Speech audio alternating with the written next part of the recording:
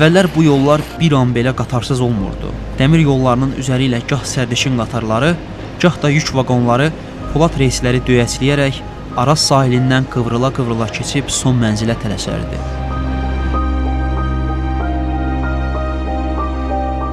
Bu yol həm ölkə üçün, həm də Muxtar Respublikamız üçün son dərəcə əhəmiyyətli olub.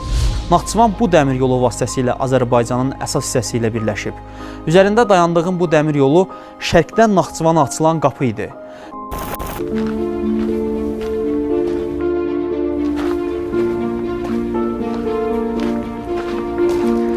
Bu yollar özünün ən şanlı dövrünü keçən əsrin 70-ci, 80-ci illərində yaşadı. Elə Sovetlər Birliyinin də ən parlaq səhifələri həmin o illərə təsadüf edirdi. Bu yolla bədnam qonşumuz Ermənistana da həm yük, həm də sərnişin daşınırdı. Və nəticə etibarilə Naxçıvan dəmir yollarının sayəsində Ermənistan əməlli başlı inkişaf etmişdi. Keçmişi çox ehtişamlı, dinamik olan bu yolların gələcəyi də bir o qədər parlaq və ümidvericidir. Bir vaxtlar bu yurda Şərqin qapısı adını verənlər yanılmayıblar.